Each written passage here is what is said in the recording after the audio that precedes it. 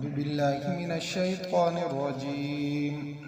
بسم الله الرحمن الرحيم ولقد نجينا بني إسرائيل من العذاب المهين من فرعون إنه كان عاليا من المسرفين ولقد اخترناهم على علم على العالمين مخي الله پاک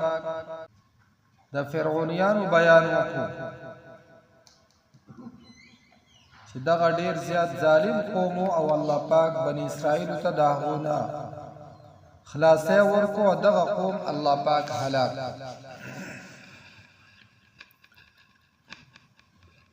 کله چې بنی اسرائیل په بحر قلزم باندې پوری وتو او دو الله پاک په دغه دریاب کې هلاک کړو نو الله پاک فرمای ولقد نجینا بني اسرائیل من العذاب المهین یقینا خلاصې ورکو مونږ بنی اسرائیل ته د عذاب ذلیل کونکینا من فرعون د فرعون یعنی فرعون په دو پسې شاته لګیدل او د دو د گرفتار کېدو او نیو د پات نو الله پاک هغه فرعون هلاک او دو له الله پاک خلاصې ورکو انه کان عالیا من المسرفین یقینا دی فرعون لوی کولا من المسرفین د حد نه د تیریدونکو نه چې کله د حضرت موسی علیه السلام وی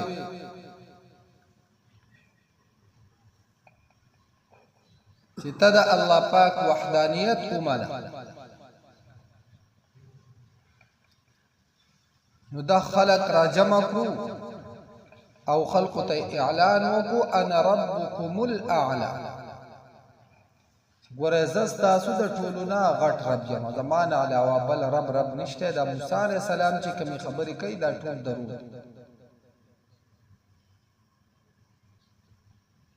او خلق ته وی چې تاسو ته خپته ده چې په مصر کې حکم دا زما چلی او فوج لخرې دا هم زما په اډر او زما دا حکم لاندې نو الله پاک فرمای انه کان عالیا من المسرفین یقینا دی فرعون لوی کولا من المسرفین د حد نه د تیریدونکو ولقد اخترناهم على علم على العالمين او یقینا غرکړیو مونږ دو سره د علمنا علی العالمین په نور خلق باندې یا مراد د دینا غرواله و چې په بنی اسرائیل کې ډیر پیغمبران الله پاک را لګي یا مراد د دغه زماني خلقو چې په هغه کې الله پاک بنی اسرائیل ته فضیلت ورکړ نو مراد د دین جزئی فضیلت وآتيناهم من الآيات ما فيه بلاء مبين او ورکړی دی مونږ دوته د نعمتونو نه هغه چې په هغه کې ازمیخ کارا ازمیخو ان هؤلاء ليقولون يقينا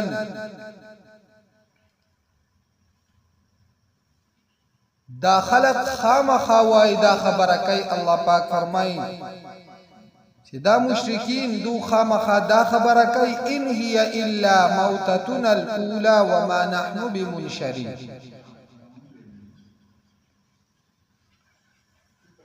چې نه دا مگر مرګ اولنه یو ځل مرګ دی بس چې مرګ راغی دی نو رستو بیا مرګونه او بیا زندګیانی بیا نور سنشته نه بیا را جمع کېدل شته وما نحن بمنشرين او نه یو مونږه دوباره پورته کړی شي چې مونږ مخکې مړو او وس بیا را پاسولې شي او کنه خامخا دا خبره چیرې د مرګ نه وروسته به دوباره بیا خلک راځوندي کیږي نو فأتو بآبائنا ان کنتم صادقین راولی پلاران زمونگا یعنی مشران زمونگا ان کنتم صادقین که تاسو رشتونی نو هغه راژوندي کوي یا مراد د دینه دا دی چې زمونږ کم مشران مړه دي نو دا راژوندي کوي چې مونږ ومنو چې آو یا دا چې فأتو بآبائنا ان کنتم صادقین تاسو چې کومه خبره کوئ چې د مرګ نه وروسته دوباره ژوند دی نو په دې باندې زمونږ د مشرانو دلیل او قول راوړه ځکه مونږ د خپل مشرانو خبره منو ستاسو خبره نه منو نو هغه خو مونږ ته په یو ځای کې نه دی ویلي چې دوباره به مونږ بیا راژوندي کړي اهم خیر ام قوم تبع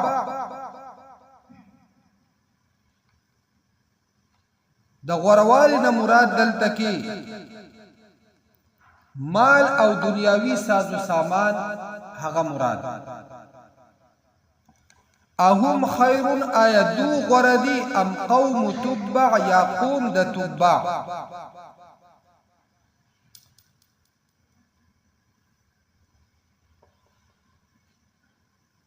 تبع ویل کیږي ټول بادشاہان د یمن د دینه مراد ټول بادشاہان د یمن او هر یو تبع ویل کیږي نو کدو د مال نسبت کوي نو په مال کې دو ډیر سیوا دي او کده یمن څومره بادشاہان تیر شوی دي دا ډیر سیوا والذین من قبلهم او هغه خلق چې ردونه مخکیو دا غوسره لوی لوی مالونه او حکومتونه یو دیر طاقت والا الله پاک ور کړو لیکن الله پاک فرمای اهلکناهم مونږه هلاک وو تاسو په خپل دنیاوی ساز و سامان او په طاقت باندې ناز کوي تاسو نه مخکې ډیر مالدار خلق ډیر طاقت والا خلق الله پاک کوئی ما پیدا کړو خو چې کله نافرمانی وکړه هغه ما هلاکو تاسو به هم دغه شان هلاک او دغه خلق ولی هلاک شي ځکه انهم كانوا مجرمين یقینا دو مجرمان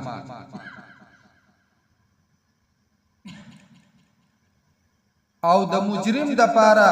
لازمی خبره ده چې الله پاک پي هلاکت او هلاکت یوازې دانه نه چې خامخا په باندې عذاب راشي بلکې دا مرګ د د پاره په خپل باندې د هلاکت آغاز چې په دنیا کې الله پاک راوړنی سي او مهلت ولول کی نو د مرګ نه وروسته د د پاره د الله پاک د طرف نه وعده ده چې بس د په هغه همیشه تکلیفونو او مصیبتونو کې گرفتار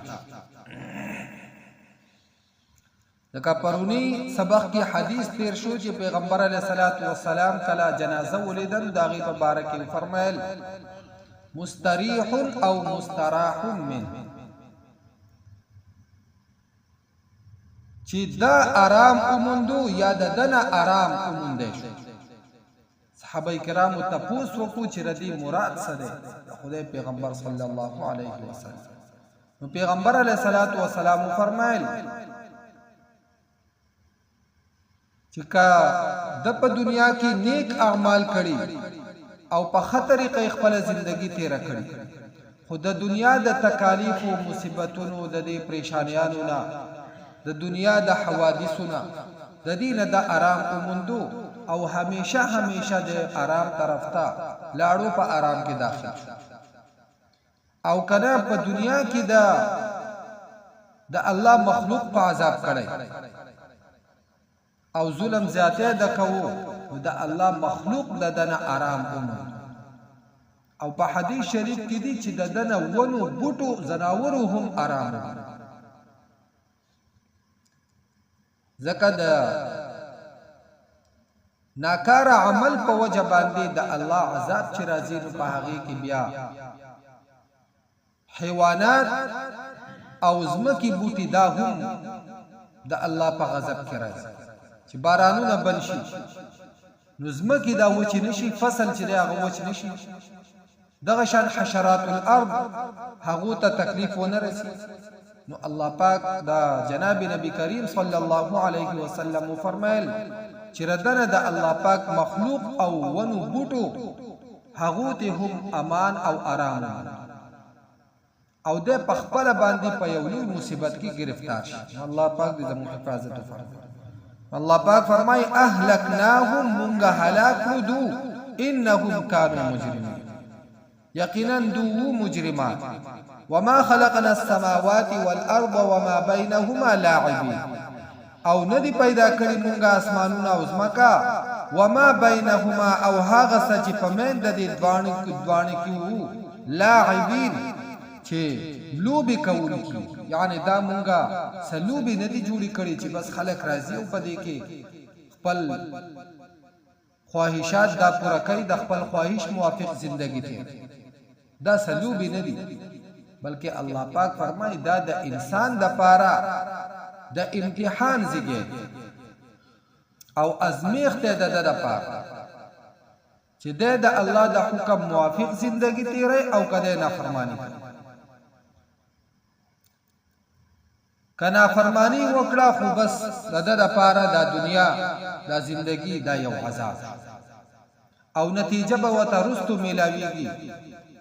او کده دلته کې خپل زندگی لنډه تنګ کړه د الله د حکم موافق تیر کړه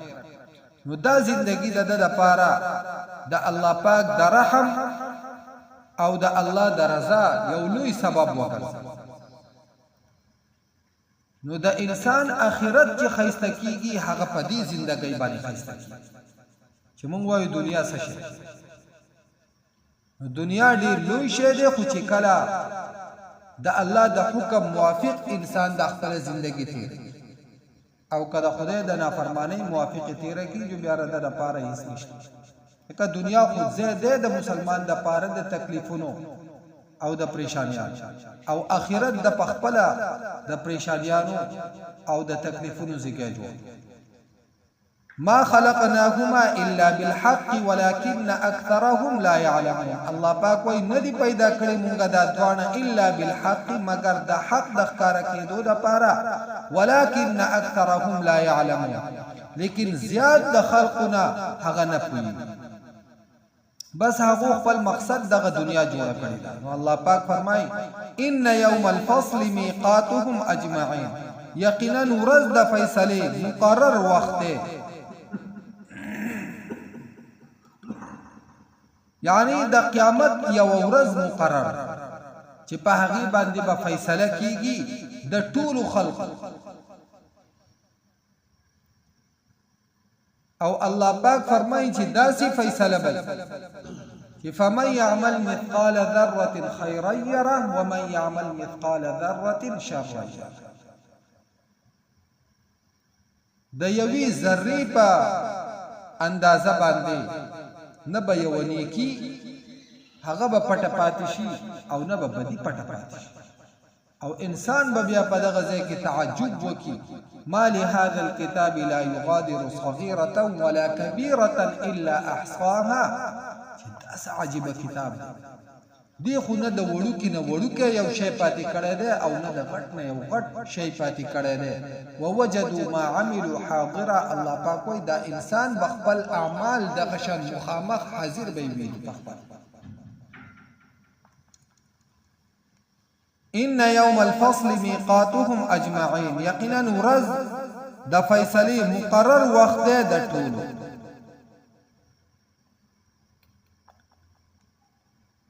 يوم لا يغني مولا عن مولا شيئا ولا هم ينصرون. فدغه ورځ لا يغني لری بنکی مولا یو دوست عن مولا د بل دوست نه شيئا هیڅ یعنی یو دوست په د بل دوست لپاره هیڅ پکار را نشي ولا هم ينصرون او نه بددو مدد کېدی شي. نو د یو بل مدد به هم نشي کوله او د بل طرف نه به سره هم مدد نشي کېدی. نن په دنیا کې د یو بل ذمہواریان خلک کوي الکه وې زدي ذمہواریان په ورځ ده خدا لا چالي دلی نه ده دلته د لسو روپو ذمہواری نالي او د هغه دومره زندګۍ ذمہواری لري خدا غټ دوکباز دی نو الله پاک فرمایي یوم لا یغنی مولا عن مولا شیئا ولا هم ینصرون په دغه ورځ لا یغنی پکار برانشي مولا یو دوست عن مولا د بل دوست شیئا د هیڅ شي ولا هم ینصرون او نه بر دو سره مدد کیږي او خاص کر کله چې په معاملاتو کې خلک د یو بل سره دوکه کوي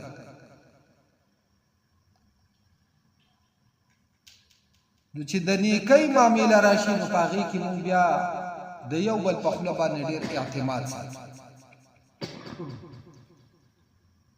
او چې کله د نیکۍ نه علاوه معاملې نو بیا مونږ په یو بل باندې نو چې بلکې په یو لوی پیر باندې هم اعتماد وکړو یاره وای پته نه لګي مثلا د قربانۍ مسله راشي نو دا قربانی په اصل کې مقصد د الله پاک یو حکم پوره کول او د الله پاک حکم په دغه کې هغه یوازې ساوره علالول نه دي بلکې دغه ساوري د پاره شرایط دي چې پاغي کې یو شرط د عمر او دا پکې اهم شرط چې دغه عمر پوره نه نو غوخه خو خوړای شي لیکن هغه ثواب یا پتا باندې چې کوم فریضه ده هغه ستاسو زمينه هغه نه ساتي نو پاغي کې چې ته ګوري مخامخ شي هغه بدا کال نه معلومه دا بل بوله ک په ورځ د قیامت کې زموږ دا د دوه کالو دی وای او یار مړه بس کړم چې دونه زمواري واغسته ته به نور سکه نو الله پاک فرمایي چې نه په دغه ورځ باندې به یو د بل بیا هیڅ پکار ناراضي نه بردو مدد کړي شي الا من رحم الله مگر هغه څوک چې رحم کړاوي په هغه باندې الله پاک انه هو العزيز الرحيم یقینا دا الله پاک زورور او رحم کوونکی ولقد نجينا بني اسرائيل یقینا خلاصه ورکړو موږ بني اسرائيل ته من العذاب المهين دا عذاب ذلیل کونکنا من فرعون دا فرعون انه كان عاليا یقینا دیو لوی کونکه من المسرفين دا حد نزیاته کونکه وو ولقد اخترناهم یقینا غره کړو موږ دو على علم سرد علمنا على العالمين فنور عالمين باندې وآتيناهم او ورکړې دي موږ دوته من الآيات دا نعمتنا ما فيه هاغه چې په هغه کې بلاء مبين ازمیخ کارو ان هؤلاء ليقولون یقینا دا خلق خامخوائی ان هي الا موتتنا الاولى نده دا مگر مرگ زمون اولنے وما نحن بمنشرین او نیو مونگا دوبارہ پورتکڑے شوی فأتو بآبائنا پس راولی مشران زمونگا ان کنتم صادقین کتا سرشتنی ای اهم خیر ایدو غردی ام قوم تبع یا قوم د تبع والذین او هاغا کسان من قبلهم چه مخی ددون دی اهلکناهم